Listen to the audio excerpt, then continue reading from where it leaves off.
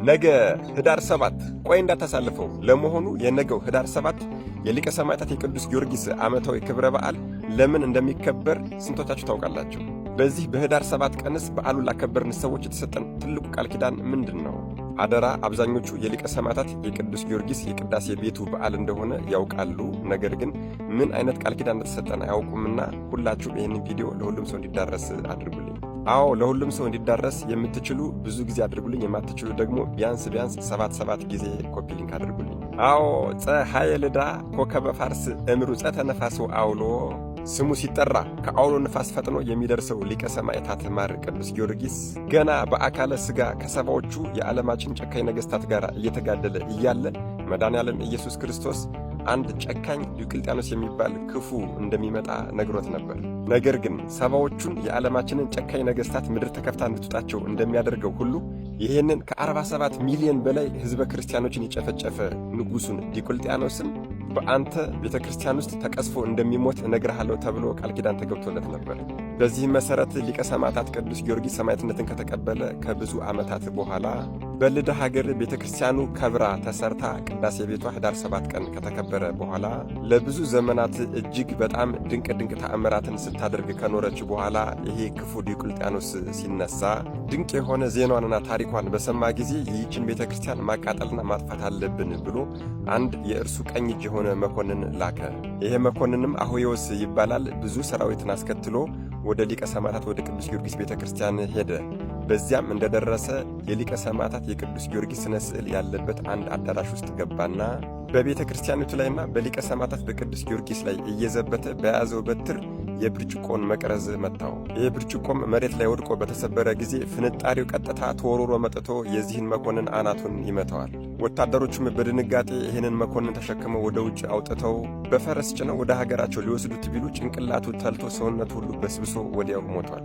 ዲዮቅልጥያኖስም ይህንን ነገር በሰማ ጊዜ እጅግ በመበሳጨት ሰራዊቱን አስከትሎ ወደ ልዳ ሀገር መጣ። እጅግ በጣም ይገርማል እኮ መኮንኑ ያልቻለውን እኔ ራሴ አፈርሳታለሁ ብሎ እርሱ ራሱ ወደ ቤተ ክርስቲያንና በተጠጋ ጊዜ ከሊቀ ሰማዕታት ከቅዱስ ጊዮርጊስ ጋር የታዘዘ ቅዱስ መልአክ መጣና ፊቱን በጸፋው ጊዜ በዚህ የተነሳ ዓይኑ ታውሯል፣ ፊቱም ተጣሟል።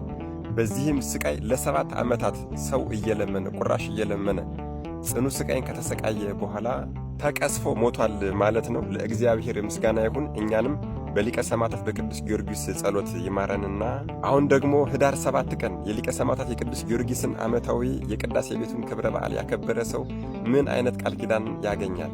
በስምህ በተሰራች ቤተ ክርስቲያን፣ አዎ በስምህ በተሰራች ቤተ ክርስቲያን ጸሎት ለማድረግ የሚሄደውን በዓልህን ለማክበር የሚሄደውን ማንኛውንም ንዋየ ቅድሳት አቅሙ የፈቀደውን ዘይት፣ ጧፍ፣ ሻማ፣ ስንዴ፣ ልብሰ ተክህኖ፣ መጋረጃ ማንኛውንም አቅሙ የፈቀደውን መብአ ወይም ደግሞ ስጦታ ለቤተ ክርስቲያንህ ያበረከተውን በበዓልህ ቀን በስምህ ለተቸገሩ የመጸወተውን ለተራበ ያበላው፣ ለተጠማ ያጠጣው፣ ለታረዘ ያለበሰውን የተከበረ የበዓልህን ቀን ማለትም ሚያዝያ 23 አንገት የተሰየፈበትን፣ ጥር 18 አጽምህ የተበተነበትን፣ ህዳር 7 ቅዳሴ ቤት የተከበረበትን እንዲሁም ደግሞ ነሐሴ 16 ፍልሰተ አጽምህ የተከናወነበትን እነዚህ 4ቱን በዓሎች በፍጹም እምነት ሆኖ ያከበረውን እኔ ቃሌ የማያብል እውነተኛ አምላክ ነኝና በዚህም ዓለም በወዲያኛውም ዓለም ሕይወቱን ከአንተ ጋር ደስተኛ እንዲሆን አደርገዋለሁ። የአንተን የወዳጀን ስም ጠርቶ ተማጽኗልና በሥጋዊ ሕይወቱም አይቸገርም። በማንኛውም ምድራዊ ችግር ላይ ሆነው የአንተን ስም ቢጠሩ ከአውሎ ነፋስ ፈጥነህ ትደርስላቸዋለህ። ወዳጄ ጊዮርጊስ ሆይ ከእናቶች ማኅፀን ከወጡት መጥምቀ መለኮት ቅዱስ ዮሐንስን የሚያክል እንደሌለ ሁሉ ከዚህ በፊት ሰማዕታት ከሆኑት ከዚህም በኋላ ሰማዕታት ከሚሆኑት ከማኅበረ ሰማዕታት ሁሉ አንተን የሚመስል የለም፣ ለወደፊቱም አይኖርም ብዬ እምልልሃለሁ ተብሏል። እንግዲህ ወገኖቼ ይህንን ቃል ኪዳን እያሰብን ህዳር 7 የሊቀ ሰማዕታት የቅዱስ ጊዮርጊስን የቅዳሴ ቤቱን ክብረ በዓል እናከብራለን ማለት ነው።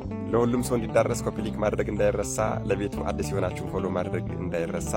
መድኃኔዓለም ኢየሱስ ክርስቶስ ከሊቀ ሰማዕታት ከቅዱስ ጊዮርጊስ ረድኤት፣ በረከት፣ ምልጃ፣ ቃል ኪዳን፣ ፍቅር አይለየን። አሜን።